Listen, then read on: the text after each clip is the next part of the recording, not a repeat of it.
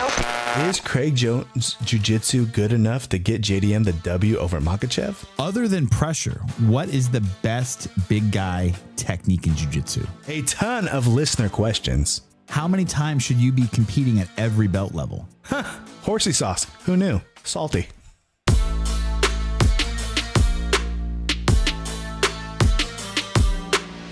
Ladies and gentlemen, welcome back to the pod. My name is Kenny, and I'm here today with Matt. It is episode 112 of the BJJ Balance podcast. I say that with a question because I'm not fully sure. It's 112. Kenny, you're fucking sick again. Every fucking 7 episodes. Matt, I'm going to have to power through this one. I'm like, what is going on, dude? What is going on? You guys have black mold?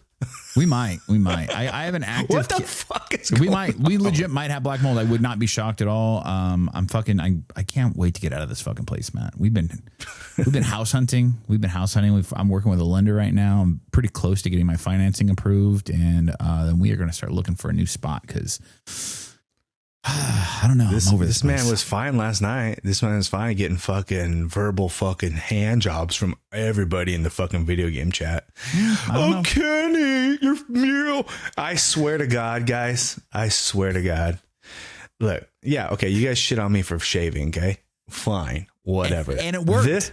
It worked. No, this is not even the beard, bro. It is beard-esque.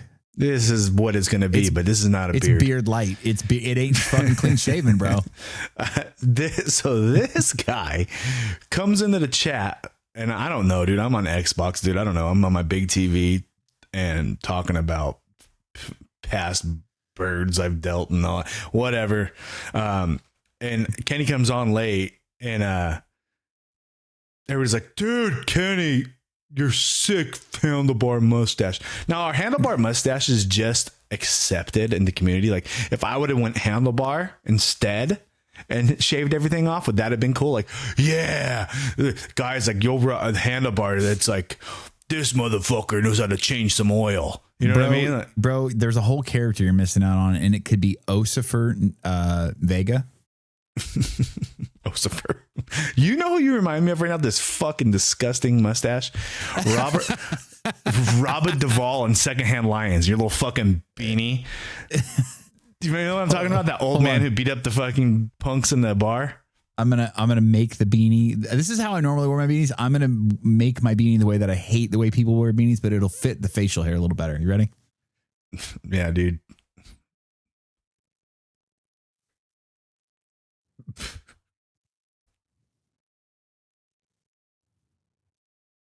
Oh boy. Yeah, that's it. You got it now, dude. You got it. But that's how a beanie's supposed to be worn, Kenny. If you're fucking lame, sure. I mean, you're not supposed to, like, I don't understand our generation turning beanies into yarmulkes. You know what I mean? It's supposed to be over. It's supposed to be like towards the eyebrows. No, I feel that. I'm just you got a lot of fucking good pub from the fucking handlebar mustache. I was like, dude, there's a lot of freaking domestic violence people that are approve that mustache. Yeah, my wife likes it. I don't know. I haven't hit her yet, but maybe she wants me to. I haven't fucking put it. I haven't freaking, I would not hit Wendy. She'd stab you, dude. I've never hit a woman in my life, but that's not the one to start with, bro. I shaved this in, and let's just say she's good with scissors, bro. Bro, she's. Did I ever tell you about her? It's like her great grandmother. No. Wendy's. It's either her great grandmother or her great grandmother. One of the two on her mom's side. Mm-hmm. 5 husbands all died. Not from like old age. Wow. Like backing into scissors, got attacked by the ranch hand. And so what she would do is she'd marry a guy that had a ranch. He would die within a couple of years. She would cash the ranch out, move on to another guy that had a ranch. He would die within a couple of years. 5 times, bro. If you want to visit Wendy's great grandmother, the haunted mansion at Disneyland, bro, Wendy has fucking newspaper clippings from all the dead husbands. It's creepy as fuck. No, there's something there, dude. Yeah. Woman never got prosecuted, lived out her days, died, and that was that. There's something there. Something there. I think I don't know if she was a serial killer outright or she just paid people to kill her husbands off. Either way, that's that mustache makes you like want to go like Orange County Chopper style, like something real fucking. Listen here, brother. Big ol'. You're like, yeah, you're like a sick Hulkster, dude. Like a sick Hulk Hogan. You know what I mean? Just updated, just fucking. Yeah. Just updated with way less muscle mass. Yeah, just. Sickly. I think sickly is what you mean. Sickly. Yeah, it's like a gayer John Church. No, I'm just joking. Inside joke, folks. I'm just joking, John. Those who get it will get it. I'm just joking. Also, fuck you, Matt. Hey, have you seen that thing that it's been like a video that's been passed around on social media lately, and it's people playing a game. It's like Go Fish, but they call it Go Fuck Yourself. No, bro. It's Wendy bought the game. It came in last night from Amazon. Hilarious, bro. It's like, I wish I knew where she kept the cards, bro. Some of the cards are like, do you, because you ask them, like, do you have, but you have to read what's on the cards. So it says, do you have any Bitcoin? Do you have any Bitcoin, you loser, you fucking loser? Or, hey, Matt, this is literally what's on the cards. Don't get offended. Hey, Matt, do you have a mom that fucks all your friends? And then you would respond, go fuck yourself if you don't have the card. Or you would say, I do have a mom. That's a fun game. Dude, it's fucking hilarious. And no, my mom has never. That's great. That's great. That is great. It's good to know. But that those games are fun. Like it's like Cards Against Humanity kind of set that shit off, huh? That was that was like the first one to come in and like just be like, oh, these are games for adults. Do you know that Cards Against Humanity was originally like a game that was on the internet that like you could download like a Microsoft Word document to print your own cards out. Like you couldn't buy it in a store. It's like somebody made the game up and you would just print the cards out and make your own deck. And that's how the game started. And eventually it took off to the point where they actually whoever made the game sold it to a game company and like printed it. There's like no ending to the game though. That's what I don't like about it. It's kind of like you played to a certain amount. I'm like, maybe I'm playing it wrong, but like everybody's got played to 7, I think. Who can do the grossest, right? Yeah. Yeah, that's cool, man. Good week. It's raining, Kenny. It's raining in California. That's why your boy's wearing a freaking hoodie right now. Yeah. It is raining. It's raining, and I am not a giant fan of it, to be honest with you. You don't like the rain, huh? I don't like the way that people in California act in the rain. They don't know how to drive in the shit, so it just. But makes that's all good. You got your fucking square body F-150, F-250, and you got your fucking beanie, and you got your fucking mustache, and you're fucking ready to go. You got your dog, and you go, come on, boy, and he's fucking just jumps up in the back. This all sounds awesome, by the way. I'm not mad at any of this, what you're describing so far. You just fucking run it to the donut shop every morning. Hey, Jim, how are the kids? And fucking... Bro, first of all, when the last time you saw a Jim working in a donut shop? All the good donut shops... Hey, Chan. First of all, yeah, exactly. If there's a white guy that runs your donut shop is dog shit. Your donut shop needs to be run by Vietnamese people. And they make the donuts. They make the best. They make the best. I'm sorry. There's some ethnicities that just do things better. Indian people, they like the 7-Elevens. It's true. It's true. Asian people like donuts. There's always a donut store next to a fucking nail place. White people sew. White people do sew. They knit and shit. We all have our thing, you know what I mean? I like how in some countries the shit that white people do as hobbies is like forced, like fucking labor. Forced manual labor at the places. Yeah. That's like my wife wanting to go pick apples. Like, no, absolutely not.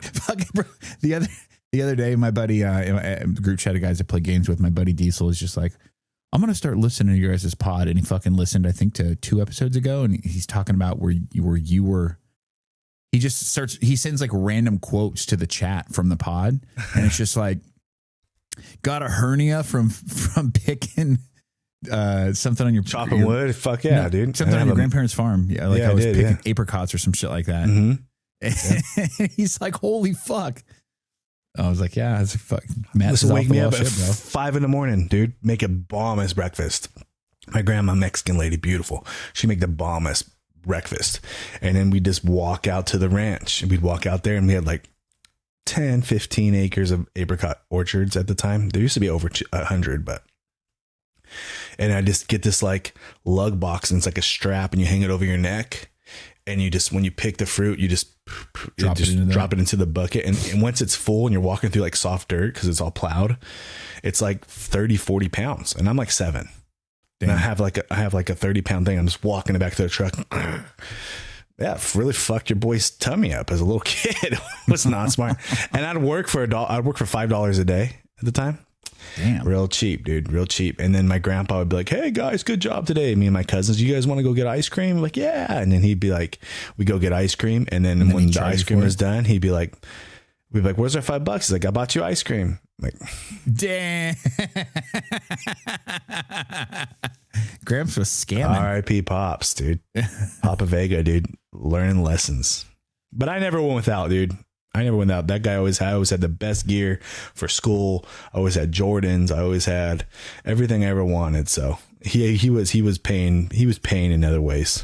Yeah. I was very, very lucky.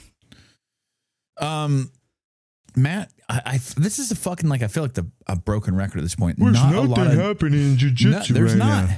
We got fights tonight, Kenny. We have fights tonight. We have fights tonight. It's a good card. The Rachel Ostrovich chick, she seems like she got some new piercings. I saw that the other day. Congrats on those. I was talking on the live that is Craig's jiu-jitsu good enough to stop for JDM to beat Makachev? What do you think? I don't think it's Craig's jiu-jitsu. I think it's Craig's anti-wrestling. And I think it is pretty good, but could Craig stop Makachev? That's what I said. I said, I think Craig's jiu-jitsu would work on Makachev. Right. But Craig is also world class. But I also think if Makachev was allowed to punch and kick, he'd beat Craig. Right. So it's like, it's all pure jiu-jitsu, pure whatever, you know. Yeah, we'll see. I think Makachev gets him down. I'm thinking Makachev wins. Yeah, probably. There is a weight disparity there, but I'll be interesting to see what Makachev looks like. Like, did he actually train to gain some weight for this, or is he just not cutting? You know, I don't know if Makachev's trying to be funny all the time or if he's like really serious, but I think he's a jokester. I think so too. The way that he bullshits with DC and whatnot, I think he's got a sense of humor. Yeah. And they always say the best sense of humor comes from like traumatized past and whatnot. And I can't imagine much more of a traumatic past than fucking growing up in that hard ass country. I thought you were going to go, you should have went beard, no upper. Just the chin strap? Yeah, the Russian style. Oh, no. Look like Moe's from fucking The Office. Oh, dude. I started watching this show called House of Guinness. It's pretty good so far. I fall asleep every episode, but we're getting through it, dude. Yeah. I can't stay awake. We're wrapping up the second season of Squid Games right now. The challenge show. I saw first season. It's pretty good. Yeah. Yeah. You guys love that reality TV, don't you? Nah, it's like you don't have to pay attention to it. Does that make sense? Like, it's not like you got to follow it fucking through and through. There's no storyline. You know what I mean? It's none of these shows gets my wife in the mood. Oh. So I saw this called Frankenstein on Netflix, a movie called Frankenstein. It's like a new. Yeah. That was pretty good. Yeah. It's like a different spin on it. Like, he was more of a human. He had more of a heart and more of a human than the actual humans. Or some bullshit like that. There's a documentary on Eddie Murphy on Netflix that I watched last night. I'm about 2/3 of the way through. It's pretty good. Does it show the part where he was fucking in the crank zone with a fucking tranny? Haven't gotten there yet. Probably not. I don't understand. That's why I don't understand. No one gets a pass, but Eddie Murphy gets a pass because he was a donkey in a cartoon. Like, this dude hooked up with a dude. Yeah. And that's fine. That's great. Cool, you know, dude. They talk about how he had a brief stint in music, and he recorded that song. Party all the time. Yeah. So, and he did that with Rick James, and he talks about how he went to Rick James' studio in New York, like upstate New York, and they were recording, and he was supposed to be there for 2 days, and they got snowed in for 2 weeks. And when I said that, I looked at my wife and I was like, snowed in. And then he's later in the documentary, he says like, yeah, and I never really drank or did drugs or anything like that. I'm like, there's no fucking way you were kicking it with Rick James all the time, got snowed into his house for 2 weeks, and you didn't do any cocaine. You were a fucking liar. There's no way. Look, I just don't like how Eddie Murphy, because he's arguably a top 3 funniest comedian ever, stand-up wise, people say. So it's not me. That's what people say. And the wild thing about that is he stopped doing stand-up in like 83. Yeah. So people say he's like the like, you know, he's like Barry Sanders. Like, man, if he would have kept playing, you know, right. He gets his little scandal with the tranny. And then right at the same time, Hugh Grant, the British dude, hooks up with the Heidi Fleiss chick, or gets a prostitute. This is standard prost. I think she wasn't. I think she was just a regular lady, and hooks up with her. Literally, Eddie Murphy's story disappears, and it's all about the Hugh Grant guy. Because I think at that time, Hugh Grant was like, he was doing all these rom-coms, and he was like America's, I mean, he was British, but he was like an American darling, that guy. Yeah. But I mean, Eddie Murphy, come on, man. I don't know how he got a pass on that. Fuck it. I don't know, maybe Dr. Doolittle his way out of it. Yeah, he really did Doolittle it out there for sure. He Doolittled something, that's for sure. So I saw this he did a little thing with puppets where he was like Bill Cosby. Yeah, he was talking about that. He had Bill Cosby on one hand and Richard Pryor on the other. Richard Pryor, yeah. That was pretty funny. He is funny. Yeah, he was talking about how his first like couple, I think it was like he started stand up when he was 18, and he said it was all impressions in the beginning. He goes, because if you're good at impressions, like you can only be like remotely funny and you'll win a crowd over. And he goes, after a couple of years of doing that, then I started to develop my own act. And then when he was 18 years old, or 19, I think it was 19, he got cast on Saturday Night Live. And he was talking about how like he would go into work and they would do the makeup and whatnot. And he goes, for the first 2 years I was on Saturday Night Live, I was making money, but I was still living with my mom. So he's like, I would ride the bus home to my mom's house, and he goes, I'd have him leave all the studio makeup on because maybe somebody would recognize me on the bus, and they're just like, it's just a black dude with makeup on. Well, I have a topic I was going to talk about. We can say it here. Retention, people keeping, or what's a good way? Like I already know, like adopt a white belt. We've already talked about adopt somebody, pick somebody in. Retaining students that don't, I think it's been a while since we talked about it. Retaining students that people don't have, that people that just come in, walk in the door, looking to try jiu-jitsu, but don't know anybody, like an introvert. How do you retain an introverted student and keep them intrigued in jiu-jitsu? Who does that fall on? Is that the professor's job to find him the right people, like-minded people to be like, hey, this is your crew, work with these guys? Is it the upper belt student's job to be like welcoming, or is it like I always see like I think they quit the most, people that don't have that afterwards, that after that hangout. You know what I mean? They don't have this style of pod. I would say it initially. I think that if you run a school, like you don't even run a school, like you teach at a school, right? But you have a large 6 a.m. class, and you know the personalities of your blue belts, your purple belts, your brown belts, right? You know who are your outgoing guys. You know who are your introverted guys.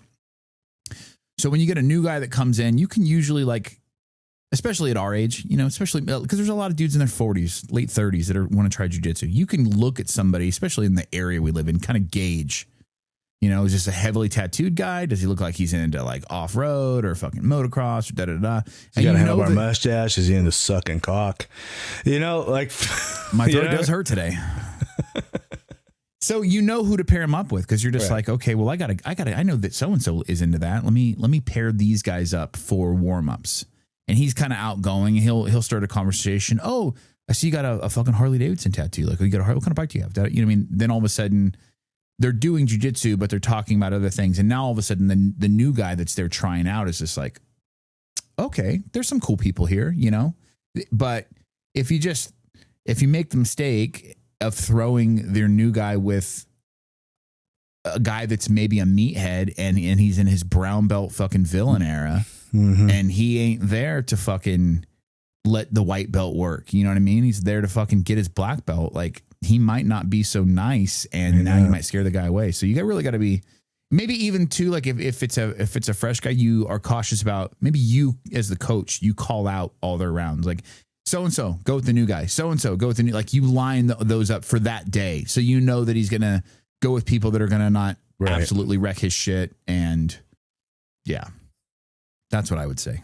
Yeah. I would say it falls on the coach, but the coach knows the right people to pair him with.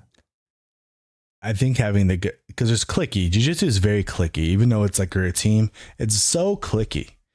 You in the class, you could have like the moms, and then the older dudes, and then the high school kids, and then the athletic people, and then the upper belts, and then the new guys, and then like it gets very, very segregated on the mat, which is pretty crazy. In such a small space, you can have so much segregation. So finding your clique in there. It's like almost like walking into like the prison yard and be like, who do I sit at lunch with? You really don't know what's happening.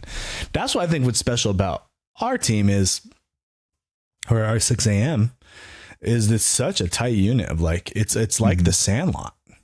It's someone will move away, and then someone just comes in, and the game it just never like I can't explain the unit that I have that's been developed over there, but man, it's just a freaking the dopest group of dudes and ladies that it's crazy, right? So be nice to the new guys, people. You adopt them, like that's a real thing. Like, take them into, you want them to come back. You want them to try again. Don't let them quit because they puked. You know what I mean? Don't let them have a bad day. Yeah. I agree with that. And I think that, like I said, maybe even if you're the professor and you know a new guy's in, you even maybe like when you see him walk in the door before you go approach him, you're just like, hey, we got a trial class guy today. Like, you know, be nice, that kind of a thing. Like you give your team a fair warning. You know who your guys are. You know, maybe you even in your head, you kind of build out like, if I got a new guy coming in here, these are the 3 guys I'm going to pair him with during rolls, during fucking drills, etc. Because you know that they're going to be a good representation of your team, and help you retain, and maybe even have a conversation with them sometime. Like, hey, look, I'm really trying to build our school up and build a team and get you more training partners. I'm going to need your help in this, and in order to make that happen, like when I throw a new guy with you, like, you know, give him the new guy treatment. You know, don't beat him. You got to talk. Do you want to retain a new guy? You have to talk to them more than just jiu-jitsu. You can't just come in, show them jiu-jitsu. All right, man, thanks, and go. There's nothing wrong with that. But if you want to retain them after class, but hey, man, so what do you do for a living? Right. Like, just that question right there. Oh, I do this. Oh, yeah, cool. I got a so-and-so who does that, blah, blah, blah, blah. Or if you see them leaving, like, hey, man, like, you want them to be like, oh, that was fun. I met some people. I got to like tell them who I am, because sometimes white belts are so scared and so nervous and so like, I don't know what I'm doing. I don't even know how to tie my belt, that they're just like, you got to unlock the box and let them like open up and like, cause they're probably a black belt or something at some other skill in life. Right. That they're good at. If you unlock that and let them tell you what they're good at, then they don't feel like the worst person in the room and they become part of the team. Right. Yeah, that's a good point. It's a good point. It's a pro tip for school owners and black belt coaches or guys that are looking to start a school. Yeah, we got a super fight tomorrow, Kenny. Wednesday. Brandon Garst, you don't know him, but he's got a mustache very similar to yours, Kenny. Oh, I know. You know Brandon. I'm talking about the people in general that know him. Gotcha. And then we got Naeem, who's got a Skullet. Okay. They're doing an 8-minute super fight, sub only. And if a sub happens, Brandon has to shave his mustache, or Naeem's got to shave the Skullet off. Really? Yes. It's set up, dude. It's going down. I'm going to go live. It's the whole thing. It's going down. 8-minute round, 6:30 in the morning Pacific time. Oast Nation live. It's going to be fun. When you end the live, set it to your story because I want to watch that and I might not catch it. I might be driving. They're going to freaking be getting after it. That's fucking hilarious, dude. It's things like that make Team No Sleep a special thing. You know what I mean? Where it's just like, these guys like each other and you just started a little rivalry over something like there's going to be a dramatic change. I went WWE and I said, we're going to hair versus hair match. That's what we're doing. And I'm bringing clippers to it. We're going to shave it or we're going to on live. On the spot. Yeah. It's going to be a whole thing. It's going to be a whole thing. I'm going to put music to it. I'm going to do the setup. I'm going to do the whole. What you should do is have the clipper. You have wireless clippers? Mm-hmm. When he subs them, just roll the clippers onto the mat next to him and just have them fucking. I don't want to mess the mats up, but we're going to be, we'll be taking them right outside. It's going to happen. It's going to be fun. It's going to be fun for sure. I'm excited. You got to keep that. If you shave the mustache off, you got to like keep it in like a Ziploc bag. That's your bounty. Like you're fucking. Yeah. Yeah. And then they're like, oh, whoa, what if they cupcake it? And like, if the time runs out, if the time runs out, then everybody keeps everything they got. The 8 minutes goes and no subs happen. Right. You know what I mean? Because I want to give the lesser of the two incentive to keep whatever he's got. You know what I mean? Right. Like, what if they agree and they just both cupcake it as like, winner gets a stripe? Oh, no shit. Winner gets a stripe, dude. And then we're going to see them go for blood because there's nothing like a piece of tape that will just completely veto all less than a penny's worth of fucking fabric. Yeah, there will be no sell. They will not sell. They're not going to sell out. That tape means a lot to a grown ass man. That's a fucking good incentive spot. I know, Kenny, if you had your purple and you're going to get somebody else and it was like that versus that, and they're like, you can get one stripe on that purple though. If you win, you do get the sub. Like, I'm going for the dub, dude. Yeah. Yeah. Someone's dying. Do I get two if he passes out? So yeah, I'm going to clip this whole fucking little part right here and freaking make a freaking real motivational freaking hype video of it. Promo action, going WWE style on it. That's funny. That's funny. That's good.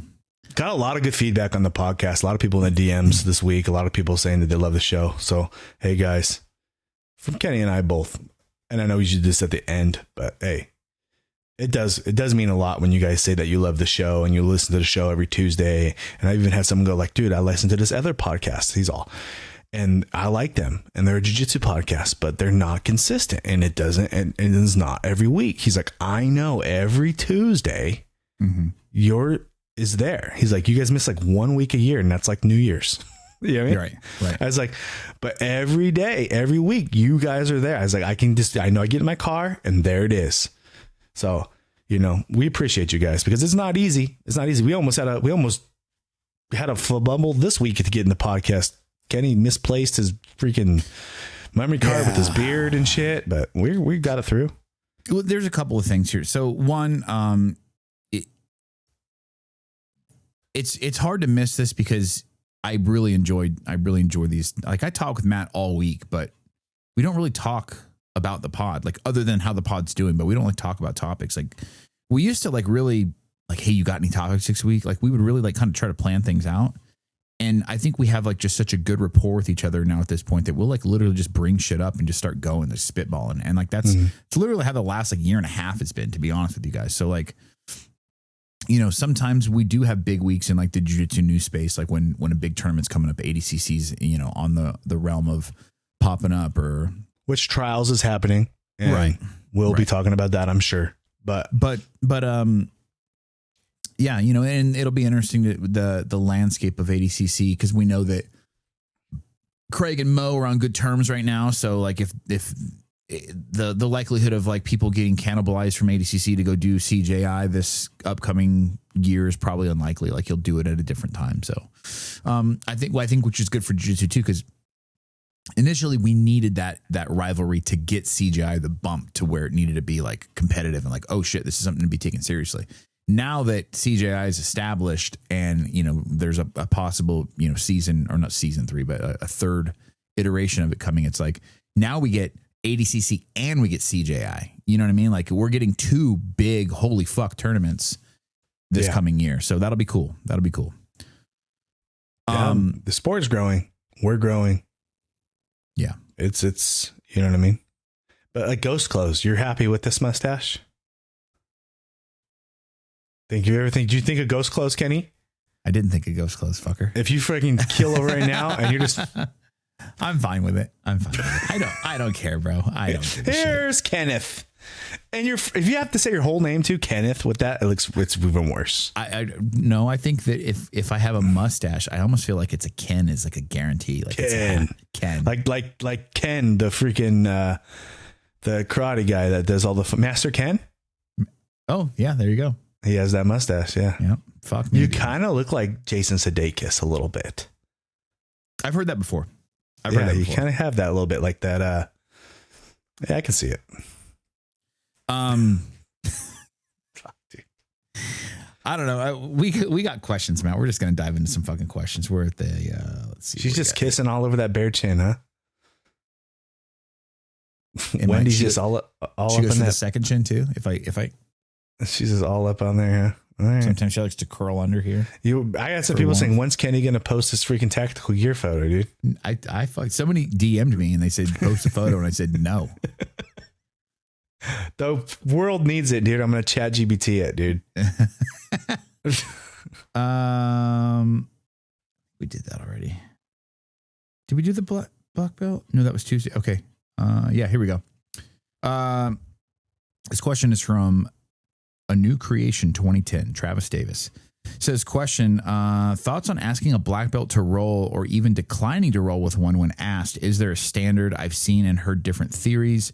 Maybe answer this on the podcast, which I don't miss, or just DM back, Os. Well, thanks for that, brother. Thanks for not missing. I know it is. You're not supposed to ask a black belt to roll. That is like old. That's old school stuff. You know what I mean? You're not supposed to ask a black belt to roll. The black belt's supposed to ask you to roll because and the reason for that is not because the black belt's scared. It's because the black belt doesn't want to feel entitled to like you hijacked his day and his training by like, maybe you're like a lower belt. You know what I mean? Now he has to like, he's missing a round. He could have had a good round with somebody. Mm-hmm. To me, I don't believe in that. I believe in rolling. As a big guy, personally, a lot of people don't want to roll with the big guy. So if someone asks me to roll, I usually roll if I'm not hurt or something like that. I'll be like, yeah, okay, yeah, for sure. So I'm not one who turns down rolls, but I wouldn't ask a black belt to roll if you're not sure, just to save your own face. I think you could ask me and I would say yes, or, you know, but like to be on the safe side, I wouldn't ask because it's still something that a lot of people get really like soured on. Now turning down a roll from a black belt, don't do that. Don't do that. I think that's more disrespectful than asking a black belt to roll. Because I think when the black belt asks you to roll, he's been sent to check you out. Mm-hmm. 2, you're probably using it for a warm up round, maybe, but you're still getting valuable learning lessons rolling and feeling black belt smoke, which is good. And like, yeah, I've never turned down a black belt roll when I was like coming up. Like if I could be dead tired, just crawling my ass to the Cuckwall. And then all of a sudden someone's like, Matt, me and you. And I'm like, oh, crawl my ass back. You got to take the smoke from the black belts. You're not going to get, it is literally a live private lesson. Yeah. And why don't waste that? Like, there's times in bigger academies where guys like, dude, I've never rolled with the head professor yet. Like it just like, so when that chance comes, don't miss it. You know what I mean? Like take advantage of it. What about you? You turn down black belt rolls? No, I've never done that. Even if you have nothing to give, you're like, I have nothing to give. Like I'm going to give you, I can't even give you my spazziness. I'm so beat right now. Yeah. I'm lucky. I'm lucky that usually when I go visit 6 a.m. at Murrieta, Matt is usually grabbing me first. So lucky for that. So lucky that I get fresh, fucking Matt. Love that. But usually it's like I don't really get a first round black belt roll. You know what I mean? Like typically, if I do a roll with my professor, it might be like it's usually the guy you've been drilling with the whole class. Usually your first round. Yeah. And then who used to really like rolling with Bindle when Bindle was still in the United States. I really enjoyed rolling with him because he would roll the way that a black belt should with a blue belt. You know what I mean? Like he'd give me some situations to work on, but he wouldn't just beat the shit out of me. You know what I mean? Now that last minute of the round, he might turn it up and be like, now I got to pass and get the dove, Right. But, I always enjoy them because I know that one, I feel a little honored, when a black belt wants to roll with me. That means they trust you. Right. They shouldn't. Right. They should trust their skills. They shouldn't be afraid to roll with anybody. But it means like you're just part of the crew. Like, hey man, let's go. Like you're not like a nobody. You're like getting the respect from the higher belts. You should never don't turn down a brown belt round. Try not to turn down any round, guys. Look, I know sometimes we're fucking gassed and sometimes we're just like, dude, I need to sit my ass here and chill for a round because I got nothing to give. It's better off just to be a tub of goo with nothing to give, basically a sparring dummy for somebody, because that work is, you're still getting work even though you have nothing to give than sitting on that wall. Right. You know what I mean? Yeah, I wouldn't. If you can, I know not everybody can, but if you can, right. Look, try. If you're injured, and don't make an excuse either. Just be on. Hey, I injured my knee. I'm not really rolling with anybody. Now, if you turn it down and then you immediately go roll with somebody else right afterwards, that is, I think, a blatant form of disrespect. You know what I mean? Like, don't do that. Like, sit the round. In fact, if you're turning down a black belt, you should be sitting out the rest of the day, I think. You know what I mean? Unless it's just like, hey, can you give me one round to rest? Because now you see that black belt that comes back around and sees you rolling with somebody else. He's like, all right, bitch. Yeah, right. Yeah. He ain't going to ask you again. Right. Like, you probably fuck that. Yeah. But if you do say like, hey, can I please get one rest round just so I can, I want to sit this round out. I'm not going to roll with anybody else, but I'd love to have you next round. And they'll probably say, yeah, that's fine. You know what I mean? Like, cool. Now you still get that round in and you still get, it wasn't disrespectful and you're not absolutely dead. But there's been many times where a black belt will ask me to roll and I am fucking feeling like I planned on sitting on the Cuckwall and they asked me to roll and I'm like, hey, Kenny, do you want to roll? My response is like, no, but here we go. You know what I mean? I'll stand up and let's get after it. You have to do it. That Cuckwall shit took off, dude. Right? Dude. I get tagged so much in this shit, dude. And it's funny that it's not even just like people are now taking that phrase Cuckwall and like kind of like slightly altering it to where it's like kind of different, but it's like we all know where the origin came from. The phrase Cuckwall did not exist pre Matt saying it on this podcast. I'm sorry, did not. This is where the first time it was dropped was on the pod. Then Matt made a Cuckwall video the following week afterwards. And then that term exploded. And I don't know. Look, I'm not going to say that people are like blatantly ripping off Matt and not giving him credit for it. I think sometimes we hear things like in passing or just like, we might be skimming through something and it sticks in our brain, but we didn't like fully process it. And then it comes back later as another thought. And now maybe you think that you invented it or, you know what I mean? But it's just like, I mean, it could be like fourth, fifth party by now. I don't know. But all I know is it's pretty cool. And everybody's like, you need to trademark your shit. I'm like, bro, I don't have enough money to trademark everything that comes to this fucking dumb brain. And I was secondly, if you guys ever feel like you see something from me getting ripped, or if I knew you and I saw something from you, just go in the comments and be like, Cuckwall created by O's Nation or O's Nation, tag me in there. That's all you got to do. Like I'm just cool. I'm just happy that jiu-jitsu is growing. I really don't care. It's cool. It's cool to see. Like there's literally a meme pages with the name, Right. Which is cool. But yeah, man, it's all good, dude. Like it's crazy to see things getting stolen. Purple Belt Pimp, Cuckwall, Burrito Big, whatever. You know what I mean? It's it's flattering to me. That's my contribution to jiu-jitsu, I guess. Right. Coming up with catchphrases. Changing the name, the verbiage. Meathead verbiage. I think what you're doing is you're making jiu-jitsu more palatable for like the average guy. You know what I mean? Where it's just like, oh, there's a little, not everything's so serious. There's a little bit of humor in this. You know what I mean? Like, it makes it easier to relate to. Like the more of the sports style athlete and less of the art of jiu-jitsu and it's a martial art, you know what I mean? Like, which it is, but it's more of like, it's a sport. It's like more of like a banter, like meathead, like jock style, like dudes, you know?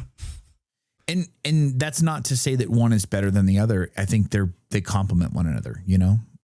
Mm-hmm. American sports style, or it's American sports culture verbiage, basically. I don't know. Right. Matt's not trying to dishonor jiu-jitsu. Matt has the utmost reverence for jiu-jitsu. He very much,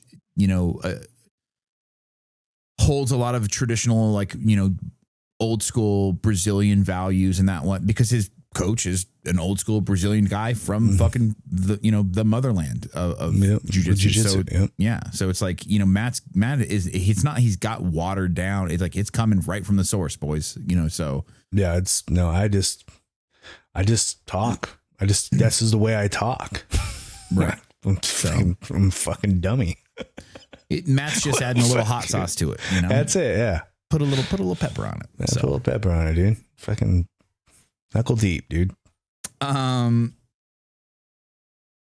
This one's from CMAC490. Says, I have a question for the pod. My gym's promotions are next month. I have a buddy who's up for his blue belt. My coach usually has me roll with him, but to gauge his skill level, I'm a blue belt already, and I usually dominate him every time. Should I roll lighter so I don't jeopardize his promotion? I am also trying not to hurt my own promotion. Absolutely not, dude. Roll with him like you always do. Yeah. You don't want to leave this guy a false blue belt. If you're the you're probably not. You probably think you are the test guy for him, but you're not. The professor already knows if he's going to get his blue or not.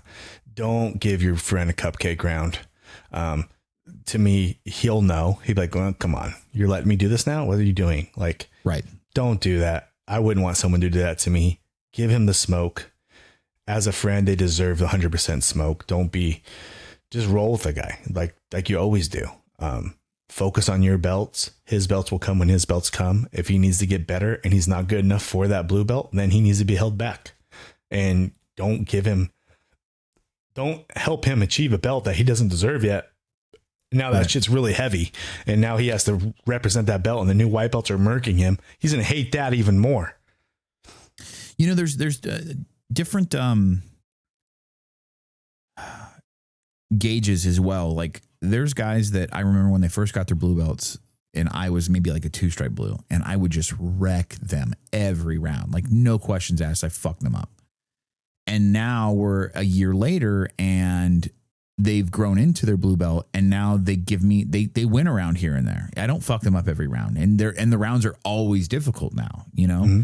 And it doesn't mean that I've gotten worse and they've gotten better, because there's people that are higher belts than me that used to give me fits, and now I wreck them. I wouldn't say wreck them, but I hold my own very well, and sometimes I win, sometimes I lose, but like, they're a belt higher than me. Like I should be, or maybe even 2 belts. There's brown belts that I've had some great rounds with. And so I know it's not like I didn't progress and this guy got better and that's why he seems harder. It's sometimes styles make fights, body types make fights. So, he caught up to where he needed to be, and our games have changed, and the way that his game and my game flow together, it's like a clashing of the heads, so it's like giving him an easy round might make him look better, but it will definitely make you look bad. But if your coach always watches you roll with him and you all of a sudden are giving him a trash round, like, it might be obvious, that either A, you threw it, or which you don't want your coach to think you did, or B, you have gotten worse. So the coach already knows your round's not going to determine whether he's eating his blue bar or not. The coach, a good professor, should already know if this kid's going to get his belt or not. Jiu-jitsu is an RPG. Jiu-jitsu is a role-playing game. And when you first start playing RPGs, for all you video game guys out there, you level up very fast. Level 1, level 2, level 3, level 4, level 5, all boom, boom, boom, boom, boom, boom. Once you get to like level 10, they starts getting slower. Once you get to like purple belt, the level ups start getting slower. Now, and you start leveling up different things like the armor or the this, or like my half guard or my, you know what I mean? My passing. You start leveling up different things, and the higher you get, the slower the level ups come. So like a black belt will finally gets to level 50. Oh, black belt. Cool.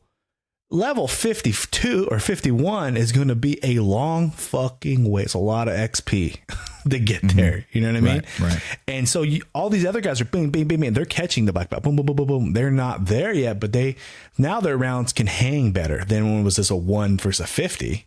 Now it's harder. They're essentially, are they catching him? Yes, essentially they're catching him. But you know what I mean? Like that is what happens in the sport. Like, and then when you do get another 3 XP off their black belt, then you're like these crazy world-class grapplers who are like a whole nother level of black belt. And you're like, I can't even. So it's like jiu-jitsu is an RPG game. That's basically what it is. So you're gonna catch your guys. Like if there's a guy who's a purple belt or a brown belt and you're like, dude, I will never catch him. If you put the work in, you will catch him. Maybe you won't beat him, but you will give it to him where he's like, dude, I can't sub that guy fast anymore. Now that guy hangs. Now I still beat him, but like, he's like, it's a good round because your XP is caught up to him a little bit. So that's all it is. Right. We got 2 questions from Mark Legaction. Oh boy. Best fried chicken, Popeyes, KFC, Staters. It's not Staters. I'm a Popeyes guy. He says Jollibee is the real answer. The only thing that's Filipino that I eat is lumpia. Mark, fuck your fried chicken, Popeyes. Okay, I'm not going to say that. Okay, sorry. No, I'm not getting in trouble this week about eating Filipino stuff. The only thing I like all fried chicken. The original recipe for KFC is pretty fucking good, dude. I think people sleep on KFC a lot. KFC has good ass chicken, dude. Now, Popeye's chicken sandwich is fire. But when it comes to just pure chicken, remember Kenny Rogers Roasters? Yeah. That shit was good. See, okay. I used to really like KFC. And I feel like in the last probably like, we'll say 5 to 8 years, they've really fallen off with their quality. Like it's they have. They don't have commercials anymore. That's why I wouldn't give them. I was always an extra crispy guy myself. Original recipe is good, but the extra crispy, peel the skin off. Fuck, man, good chicken breast or good drumstick. Their biscuit, the KFC biscuit. God, but I'm a chicken strips guy, and I think Popeyes has the superior chicken strip, and Popeyes has the better mashed potatoes. That. I don't know about that, brother. Yeah. They got the Cajun, bro. We'll you know what? We'll do a fucking potato. We'll do a chicken and potato off. You bring the KFC, I'll bring the Popeyes. We'll mix them, and we won't tell we're eating, and then we're fucking just feed each other with spoons. And as long as you have that mustache, dude. Nice. Make sure you get your finger and just clean a little off. Grab my strong hand. We put it in potatoes in the Scary Movie. That guy played Spider-Guard for sure. The way his hands were, look, I was a jiu-jitsu guy for sure. No, I like Kenny was like, I'm at Arby's right now. I'm like, who the fuck goes to Arby's, bro? And he didn't get a Big Montana. I don't even know what that is. The Big Montana is like it's the huge one. It's fucking. Oh, I just get classic roast beef. You don't get the cheddar? No. Liquid cheese weirds me out, bro. And this guy gets horsey sauce. No, I don't. You're fucking lying, Kenny. Don't fucking lie. I don't think sauce. Anybody's ever tasted horsey sauce. What is it? Is it horseradish? I don't know. No one knows. No one knows. They go, would you like a horsey sauce? And everybody says, absolutely fucking not. No. I don't know what the fuck that is. I think it's horseradish. They need to change the name. It's like, hey, would you like a barbecue light or whatever? Change it, dude. No one's buying horsey sauce. Question 2 from Mark. Jesus. God. My God. Jerk off one dick 10 times or 10 dicks one time. Go ahead, Kenny. Oh, boy. We had a conversation about this yesterday. All right. It's not 10 dicks. I'll tell you that. I'm not like just walking in a room with a bunch of dudes standing around with their pants down, dude. Sorry. We're out, dude. If you're putting honey in a corner, bring the unit, dude. Bring that root. I'm going to look away. I'm going to give you fucking, I'm going to churn butter 10 times. I'm going to get the fuck out of there. Matt is making my point for me. Boys, you got to look at it like this. If you don't want to do it and you're being forced to, and it's an either or die, and dying isn't an option either, you have to do it. You just grab the one root and you give it 10 and you go and you're done. And it was one dude and you didn't have, like, that's it. You only touched one dick. But gayer? If you do 10 one time, I know it's less strokes, but you still grabbed willingly 10 different man's dicks. And different sizes, gay. Different shapes. Yeah, brother. You like really wanted to, fucking try one, buy one. But you know what I mean? Like this is you grab the sample platter and you're like, I want to see what they all feel like. Knowing that you've had 10 units in your hands before. Yeah. It's I've had one in my hand and it's mine. Yeah. And if I had to tell a shameful story and I touched another man's dick one time and it was the worst experience of my life, it's a whole lot easier to process. That's not the phrase that I was originally going to use, because if I use the word, it's a whole lot easier to swallow, then that is even worse. That's a whole lot easier to process. That's horsey sauce, brother. It's a whole lot easier to process than if you have to tell people that you've touched 11 dicks and only one of them were yours. Yeah. What's gayer, Kenny? Holding it like you're stabbing somebody with a knife, or skiing?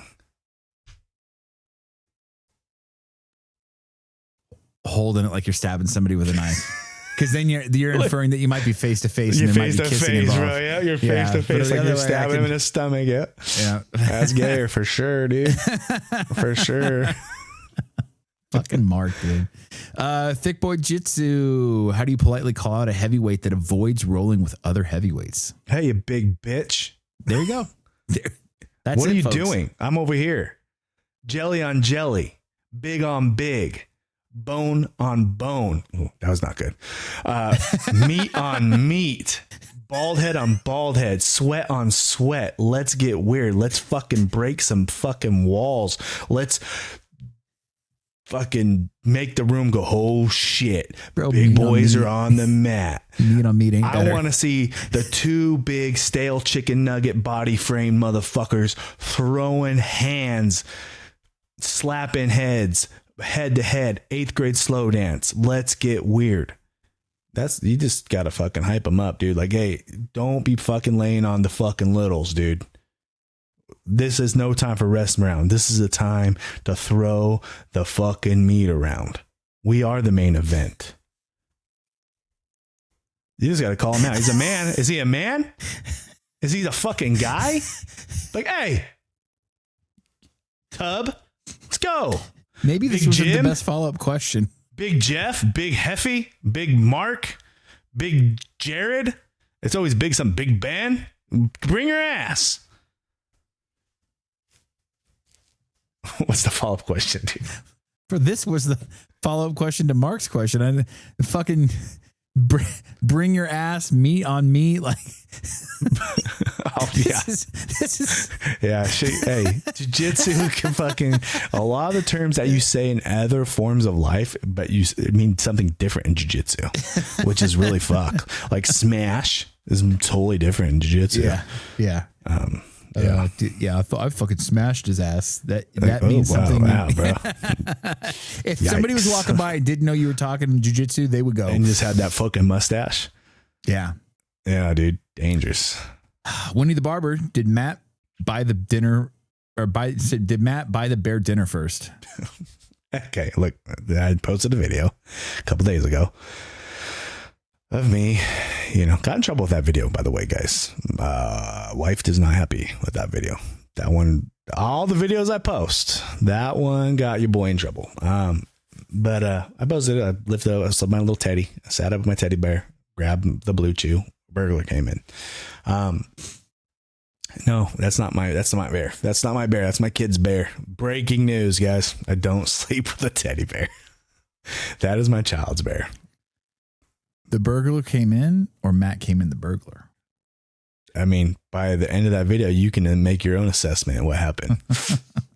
I had done that video like 4 different takes of me like finishing it with the gun, blue chew, belt, gun. I'm like, that's what everybody would do.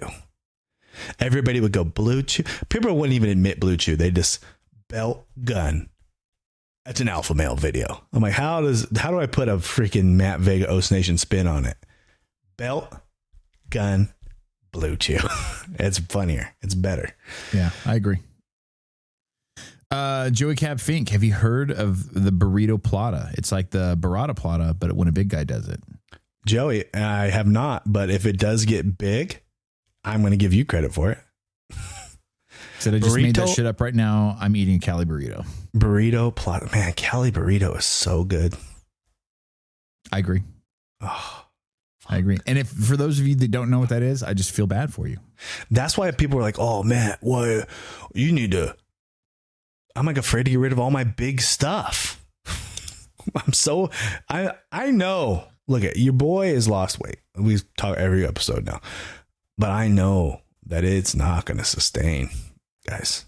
There will be a time again where your boy's 270 again, and it's just gonna, right now I'm in an era where I'm like, yeah, one more time, prove that I am him. But when I'm like 50, your boy, like, I have old tees and old hoodies and old gis I'm gonna need to wear again. You know what I mean? Like, it's hard to like get rid of your old weight stuff. Yeah. I don't know if you've ever experienced that, but it's hard to like, I know when you get big, you save all your skinny stuff. Like, I'm going to fit into those again. Like, it's like you use it for motivation. But the other way around, when you lose weight, I see the old big stuff and I'm like, I don't wear that no more, but I don't want to get rid of it because I actually like that shirt. You know what I mean? So right. That's kind of where I'm at now. Winnie the Barber. Fuck, marry, kill. Anne Frank, Taylor Swift, Osama bin Laden. Well, we're killing bin Laden. Okay. We're killing bin Laden. Because whether you believe in the conspiracies or whatever, he still wasn't a nice guy. Marry. I'm going to marry Anne Frank. It's just going to be just a business transition because I got to save this little girl. Get her out of the get her out of the camps. Yo! What? How old is Anne Frank? I don't know. It's going to be like, I'm not doing anything crazy. I just want to save this kid and bring her and make her a United States citizen so she's safe. Okay. And then She was 15 when she died. Yeah, dude. I got to get this girl out of the freaking camps, dude. Yeah. These are all fucked. She sends this and then she goes, Did you get my second question? Winnie the Barber is my wife, by the way, for those of you who don't know. Who's the other girl? Taylor Swift. Oh, yeah. We F Taylor Swift. Leave it in, dude. Make some money. You know what I mean? Like, what the fuck are we doing, dude? Remember Kevin Federline? That's the easiest one. Remember Chappelle Show? The first season where he had a skit about getting Oprah pregnant? Because Oprah's a billionaire, first female, like self-made billionaire. And he talked about how fucking he was just quitting everything because he got Oprah pregnant. Yeah, that's it, man. That's the fucking struck gold, Travis Kelce style. What's your now? Don't see this is what Kenny does. Okay, next question. I'm like, hey, no, Kenny, tell me what you're gonna do, dude. I know my way's the best. It's the best answer. I don't know, man. I gotta go with. You're gonna kill Anne Frank because she's gonna die anyways. You're gonna marry bin Laden because you're gay with that mustache, and you're gonna fucking. I think I'm just gonna flip it all up. I'm gonna fuck bin Laden. Yeah. Maybe to death. Right. I'm going to kill Anne Frank because she's dying anyway. And I don't want to marry Taylor Swift, though. God damn it, dude. I want to kill myself after this whole situation. Anne Frank's going to write about you in her little book, dude. I'm not marrying a 15-year-old. I'm not fucking a 15-year-old, bro. Yeah, No, I said what I said. Look at you. I'm bro. not effing Anne Frank. I'm just saving the girl. Okay. She needs a hero. I'm gonna go with my. She was hiding in the wall. I'm the fucking Cuckwall guy. It's my duty to save her. I don't think my wife. Technically, she's older than me. I don't think she fully thought this one out. Technically, she's older than me. Kenny, she's way older than me. She's my great grandma. She was born sooner than you, but she fucking is. She could be my great grandmother, dude. Frankie. Give me your little emo girl, Frankie. Call her Frankie and shit. She could be like a little like goth, fucking with the fucking crazy freaking bangs and shit. I knew a chick named Frankie. I knew a chick named Bobby. Yeah. That is a bold move. You name your kid Bobby? She was very attractive. So she rocked it. You know what I mean? Yeah. But what if she wasn't? Yeah. What if Bobby was just like a box troll? And then, oh, it's Bob. Well, I would be so pissed at my parents. It's like, what if my mom named me Kelly? Because she thought it would be like cool. And I didn't end up having like crazy surfer hair. Right. And I'm Kelly just Slater, this. Yeah, he pulled it off. Do you think if you get named like that, you almost you strive, like it pushes you subconsciously to be next tier hot? Or like you have to like live with the name. Like my name's Rock. You think people with the name Rock have to be like a badass? Like, what's your name? My name's Rock. I work in accounting. You don't. I'm a cop. Right. You know what other names are like Brock? I know Brock is like. When have you ever met anybody named Brock that was a pussy? At Starbucks, like, can I do Brock? No, never. Yeah. It's always Caleb. Yeah. You know what I mean, like, I think your name sets it off, dude. Name sets it off, dude. That's why I want to name my son Van Vega, dude. I thought, dude, Van Vega's crushing chicks, dude. That got shut down on the fucking ground floor, though. That didn't happen. My stepdad, he's a redhead. His dad wanted to name him Brick. Brick. That's not, I mean. Brick Beeson. Brick Beeson. All right. Hey, shout out to people sending me the Kelly Kapowski clips, dude. People are just sending me Saved by the Bell clips all the time, dude. She was the one, dude. There's no doubt. No doubt in my mind. Is Kelly Kapowski the one that got away? Dude, she was like 4 years older than me. She's the one I never had a shot, dude. But I did. Mario Lopez has liked some of my stuff. So 6 section, and he did some. So it's like almost like 6 sense of separation. You know what I mean? Yeah. Kelly Kapowski walked into my house right now. I'm not doing anything because I love my wife, but my wife needs to know that I'm putting my sunglasses on in the house.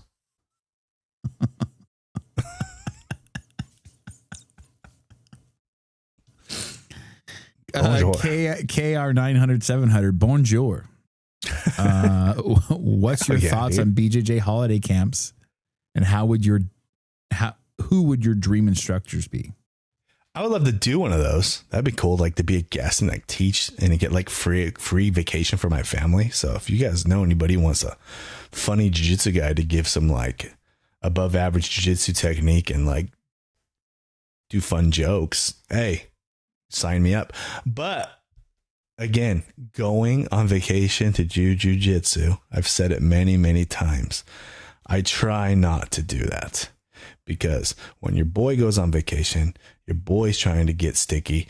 And if I hurt my rib or I tweak my back in jiu-jitsu and I'm unable to perform, that is bad. My whole life growing up in high school and my younger days, I'd have girls and I have to be real quiet because their dad was in the other room or their parents were in the room or my parents or grandparents were in the other room. And I'd be really, really quiet. Then I had like 20 years. 10 years. I had like 10 years in my 20s where I could just have my own place and we could just like turn the volume up in the room. You know what I mean? It was good times. And now I have kids and your boy's being quiet again. If I go on vacation, I'm not trying to ruin it. I'm on vacation for a reason. I spent thousands of dollars. I love jiu-jitsu. It's something I do every week. when I'm on vacation, my mind's changed. Now, if it's a job, fine. Fine. But going to camps, I'm not there for that. I think it would be fun, but in the same regard, my wife doesn't do jiu-jitsu, so she doesn't give a shit about it. And I'm not going to go vacation without my wife. But I think even the wives that do jiu-jitsu, Kenny, I think they don't want to do it on those things. I would bet that me and my wife both do jiu-jitsu. I signed us up for a cruise. She's like, oh, you did? Yeah, it's a jiu-jitsu cruise. She's like, oh. That's fair. She's like, I bet she's like, cool. I think it depends on how obsessed they are. I think if you said, like, you know, a couple we know, JoJo and Randy, I think they would legit. Yeah, maybe. I don't know. JB and Christina. Yeah. Nah, I bet you Christina's probably like, do we have to do jiu-jitsu? Can we just like go to the pool? I bet you she'd be like, can we just go to the pool, There's pool JB? time too. JB, can we just go to the pool? We have to like get up and like, every fucking day. Like, can we just like, you know, can we just, can we just wake up and I give you a tug and we go get the buffet and then we fucking come back. I give you a fucking rub and then we go to the fucking pool and then we come back and we fucking take a nap and then we wake up and we freaking hook up again. Then we go see a show. Can we just do that for like 4 days? Right. No grappling. Like, don't pass my guard. I'm sure, you know what I mean? Like, I think most women would prefer that. If I did end up at a BJJ holiday camp, and I'm just going to pick 3, I think, let's see here. I'm going off of who is currently healthy enough to do this. Oh yeah. Who would we want to do it with? I forgot about that. So I would say, I think a Mustache would be dope. Yeah. I think a Hodger would be dope. And I think somebody outside the box. I think somebody fun. I would say a Gary Tonin. I think Gary Tonin. I think he'd be a fun guy to like hang out with. Bullshit. I think Gary Tonin would vibe well with Matt and I, like bullshitting after, you know, on the mats kind of a thing. He's got that like little shit talking him and he's kind of funny and stuff like that. He's a Jersey guy. I would go B-Mac because he's the homie, and I think it'd be a fun time. You know what I mean? And he knows a lot of stuff, Nogi, that I don't know. So I think Brandon McCaffrey would be a fun one to do. I think, I even know the guy's getting a lot of flack lately. I think a Tim Kennedy, because it's more of like a, jiu-jitsu would be fun because self-defense jiu-jitsu style, even though he's got a lot of flack in the media lately for stuff he's done. But I think that would be fun to learn a different, like more of like a self-defense style. Right. And, I think Hodger would be fun. Like legit. Like we've trained with Hodger, but we haven't like learned from Hodger. And I think that would be fun to do, just to learn from somebody who's just like got so much knowledge. Or even a Hickson. Even a Hickson would be cool too. Well, the Hickson is sick. That's why that's the only reason I didn't pick him. Because I don't think he's super active. Even if Hickson was like a Donaher, like he wasn't like rolling, like he was just like kind of like showing. I think he's a little further gone than that. I could be wrong, but I don't know. Prayers up to the legend. For sure. I think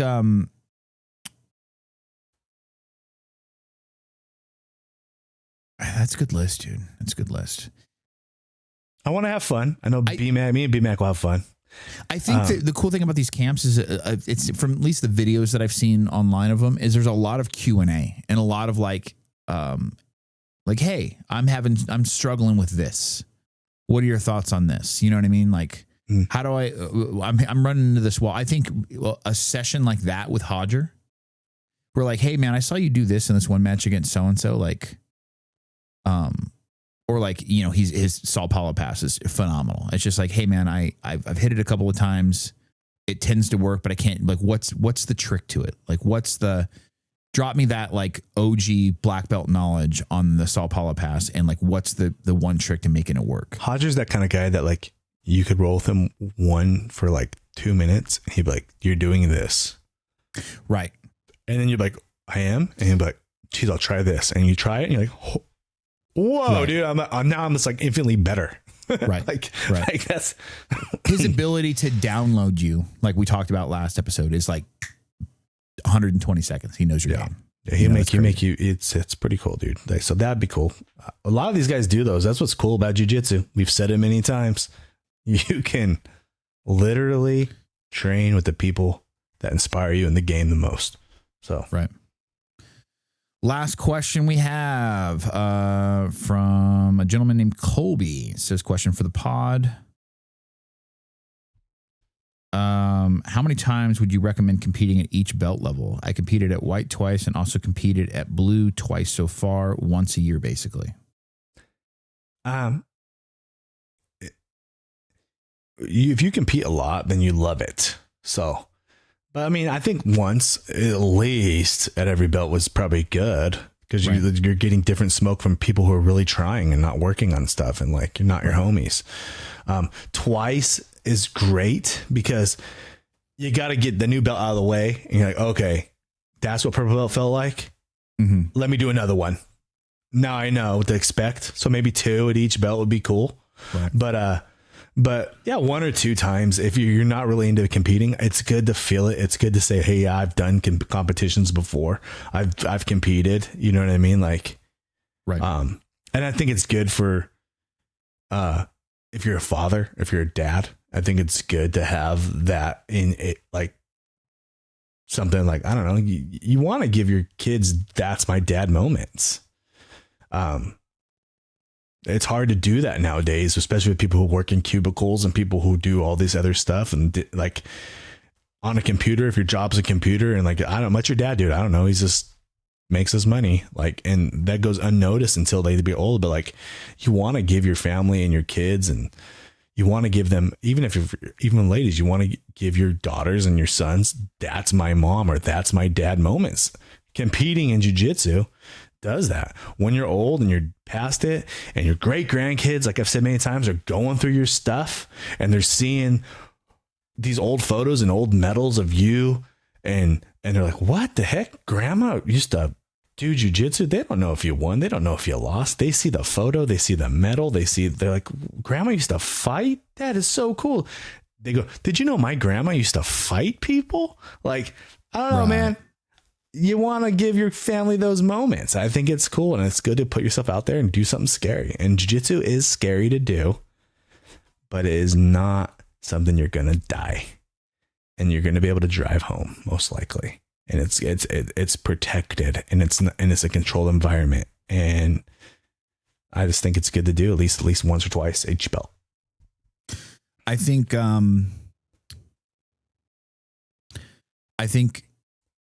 roughly the same as Matt, and this is kind of like my plan. I don't necessarily enjoy competing. I don't hate it, but it's not like something I have aspirations to do all the time. And there's some people that are like that.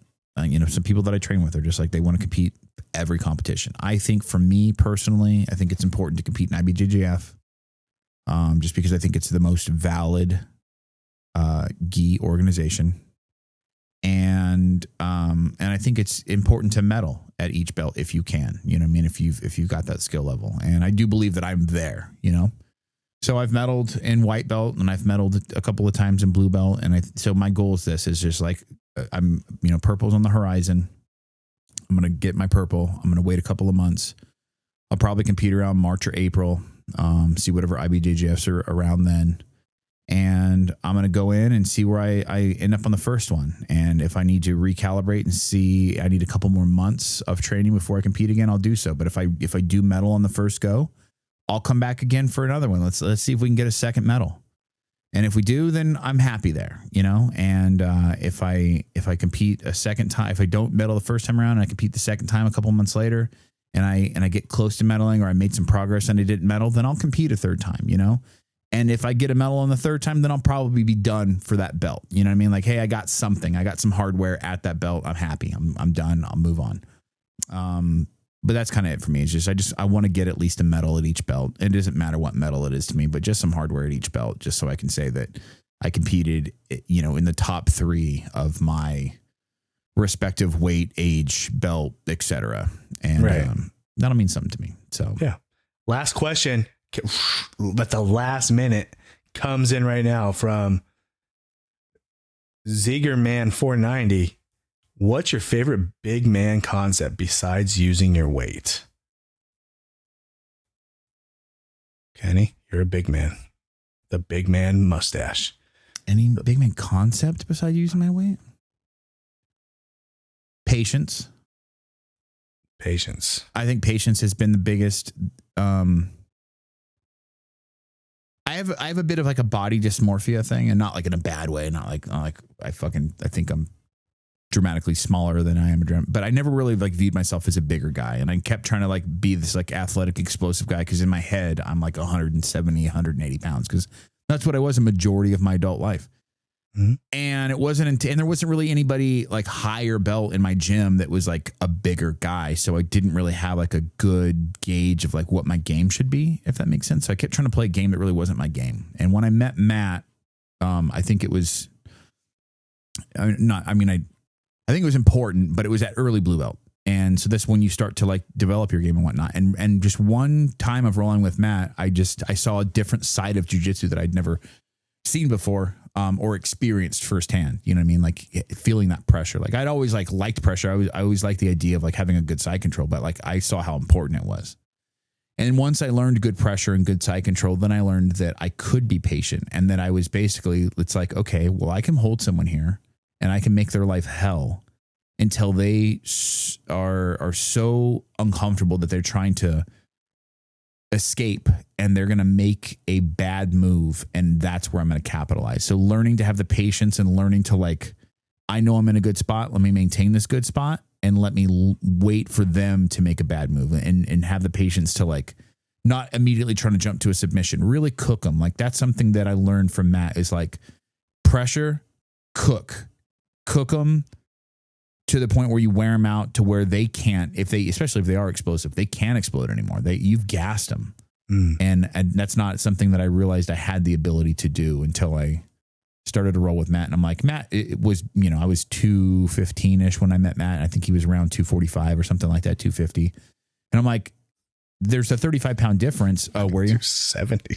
Oh, I'm like, there's like, okay, but in my head, like, but me standing next to Matt, like, there's not like a massive like size disparity. Yeah. Like, you don't look at him, you're not like, holy fuck, Matt is so much bigger than Kenny. It's like, and so that made me feel like, okay, I do have the ability to play a game similar to that. You know what I mean? So it's like, I was at the upper end of super heavy. I just wasn't ultra, and I didn't want to be an ultra because I do know that ultra is a size much bigger than I'm ever going to be. You know what I mean? Like there's going to be dudes in that weight class that are just like, you're 6'8" and 330 pounds. I'm small in ultra, and I fight ultra. Right. So that's, but which has helped me develop a lot of technique. Right. Because I need it.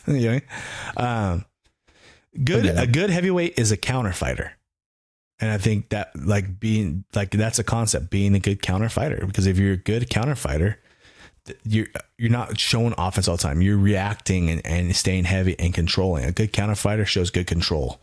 And one of the number one weapons in jiu-jitsu is learning how to control somebody and learning to counter fight and be heavy and like wait for help to come. And like, if you can, like, you're not in a danger, now you're breathing, and learning to breathe and being and showing good control is a good concept to learn besides just being heavy. Control and learning to breathe. That's it for questions, brother. You think of what I'm thinking. Aim for the bushes, my man. Aim for the bushes. Episode 112 in the books. Follow me at OSNation BJJ. Follow Kenny at Freak Party BJJ. He's going to post tactical gear video or post this year, maybe even dry firing in his garage. The guy is insane. Follow us on the Discord, BJJ Balance. I'll post them on TikTok. We're on Facebook. We're everywhere. Kenny's on, he actually is going to be bartending this weekend at Club Don't You Know. It's a little fun bar in Hemet, California, off South Harvard Street. Boys only. Have a good one, guys. We'll catch you on the next one every Tuesday. 112